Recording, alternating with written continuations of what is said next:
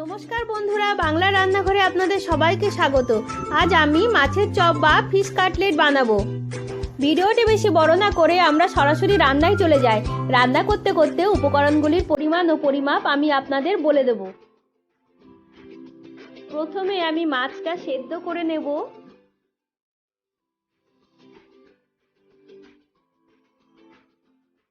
তিন চার মিনিটেই মাছটা সেদ্ধ হয়ে গেছে। এবার আমি মাছটা জল ঝরিয়ে নিলাম। মাছের কাঁটা ও বাইরের তেলগুলো আমি বেছে নিয়েছি। কড়াইয়ে সর্ষের তেল দিলাম।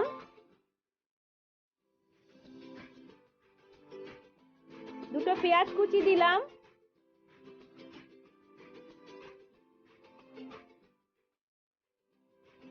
সামান্য নুন দিলাম। এবার পেঁয়াজ কুচিগুলো একটু ভেজে নেব।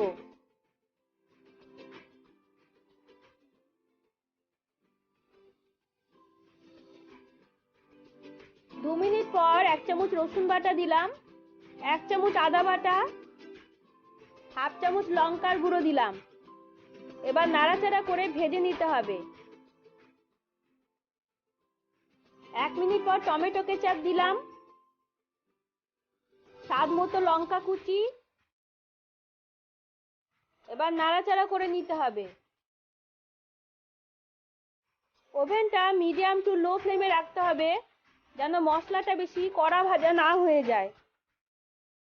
ধনেপাতা কুচি দিলাম।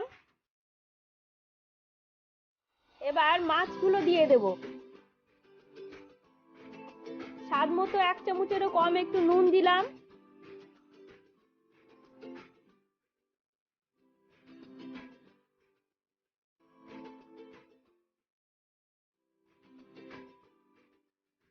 আর একটু টমেটো কেচাপ দিলাম।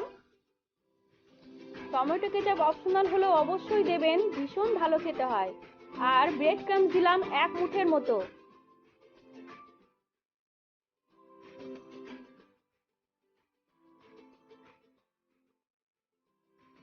এবার নাড়াচাড়া করে ভালো করে মিশিয়ে নিতে হবে।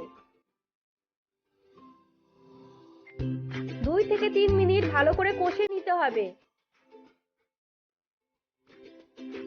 এখানে আমি ব্রেড ক্রাম্বস ব্যবহার করেছি। যদি আপনাদের ঘরে ব্রেড ক্রাম্বস না থাকে তাহলে নর্মাল পাউরুটি গ্রাইন্ডারে ঘুরিয়ে নিলেও ব্রেড ক্রাম্বস পেয়ে যাবেন। এবার আমি ডিম ফেটিয়ে নেব ভালো করে।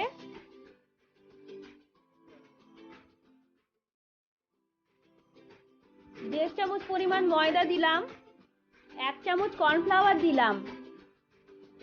এবার এটা আমি ভালো করে মিশিয়ে নেব। মাছ কষাটা হাতে করে ভালো করে মেখে নেব। একটু নরম হয়ে গেছে মাছটা। এবার আমি ডিমের ব্যাটার কিছুটা দিয়ে দেব। 5 চামচ ডিমের ব্যাটার দিলাম। এতে কাটলেটটার ভেতর থেকে ভেঙে যাবার কোনো সম্ভাবনা থাকবে না। এবার এটাকে খুব ভালো করে মাখিয়ে নেব। এবার হাতে করে একটু ব্রেড ক্রাম্বস দিলাম।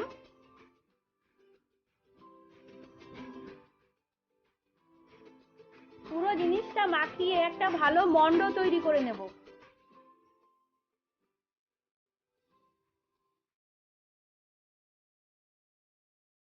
এবার লেই আকারে গড়ে নেব।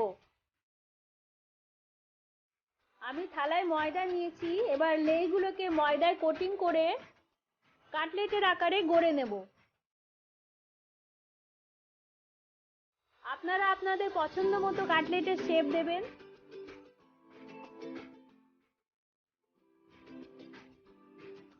এইভাবে থালার মধ্যে চেপে চেপে আমি চৌকো শেপ করে নিচ্ছি।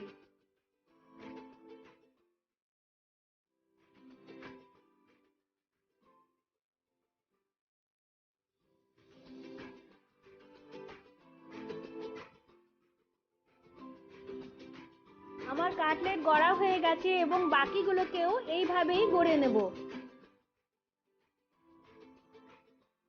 এবার এটাকে আমি ডিমের ব্যাটারের মধ্যে চুবাবো।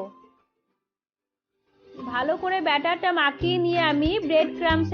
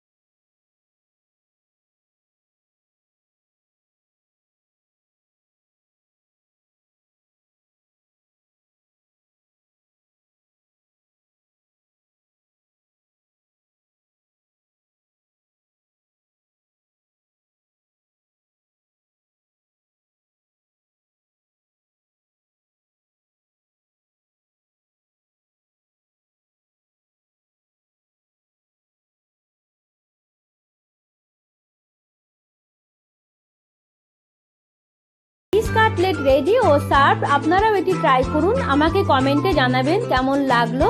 সকলে ভালো থাকুন, সুস্থ থাকুন। আবার হাজির হব অন্য রেসিপি নিয়ে আপনাদের সামনে।